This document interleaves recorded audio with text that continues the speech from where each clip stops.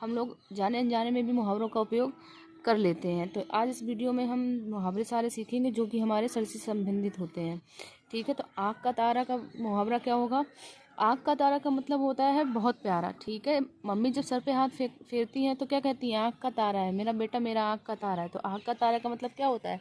आँख का तारा का मतलब होता है बहुत प्यारा। ठीक है, जब मम्मी हमारे सर पे हाथ फेरे तो समझ जाओ यानी कि मम्मी हमें बहुत प्यार कर रही है और बोल रही है, बाद में क्या बोल रही है? मेरा बेटा मेरा आँख का तारा है। तो उसका मतलब क्या होता है? बहुत प्यारा। ठीक है, तो नेक्स्ट हमारा है बाल बाल बचना। अगर हम कहीं मुसीबत में फंस जाते हैं और उधर अक्सर हम निकल जाएं तो हम क्या कहते हैं कि बाल बाल बच गए इस मुसीबत से, हम इस मुसीबत में नहीं फंसे, बाल बाल बचे।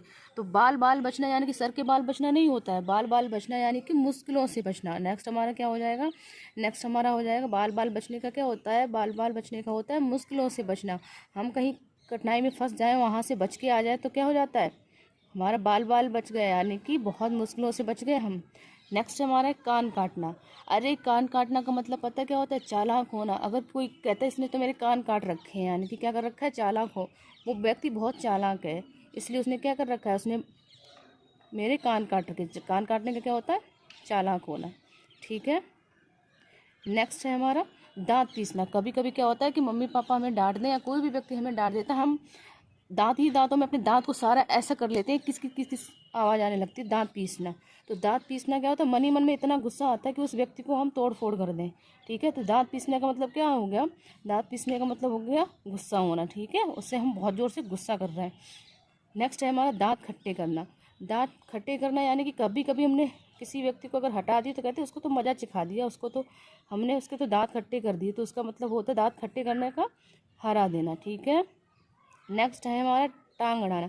किसी काम में अगर कोई व्यक्ति टांग अड़ा देता है तो कहते इसने मेरे काम में टांग अड़ा दी। क्या अड़ा दी? टांग अड़ा दी। तो उसका मीन क्या हो जाएगा? उसका मीन होता है रुकावट पैदा करना। टांग अड़ाना यानी कि किसी काम में रुकावट पैदा करना। ऐसे व्यक्ति बहुत सारे देखने में मिल देते हैं जो किसी न किसी काम में टांग अड़ा देते हैं। तो वो क्या कर देते हैं? मेरे काम में रुकावट पैदा कर दी है इन्होंने। ठीक है, तो उसका क्या हो जाए? टांग अड़ाना, रुकावट पैदा करना। हाथ पैर फूलना। और अचानक अगर हमें कोई सांप दिख जाए तो हमारे हाथ पैर काँप जाते हैं ना, हम घबरा जाते हैं। तो जब घबरा जाते हैं तो उसका क्या हो जाता है? हाथ पैर फूलना यानी कि घबरा जाना। ठीक है, हमारा हाथ पैर फूलने का मतलब क्या हो जाएगा? घबरा जाना। हाथ पैर फूलना, घबरा जाना। कमर कसना। अरे हमने तो इस एग्ज़ाम की तैयारी के लिए, हमने पेपर की तैयारी कर ली यानी कि तैयार हो गए, मैंने तो कमर कस ली अपनी। ठीक है, कुछ लोग ऐसा प्रयोग करते हैं, मेरी कमर तो कस ली, मैंने अपनी कमर कस ली यानी कि मैं बिल्कुल तैयार हूँ पेपर देने के लिए। तो कमर कसना, तैयार होना। ठीक है, कमर कसना का क्या मीन होता है? तैयार होना। कानों कान खबर ना लगना। नेक्स्ट कौन है हमारा? कानों कान खबर ना होना। भैया हमें बिल्कुल कानों कान खबर नहीं हुई, पूरी तरह से अनजान होना।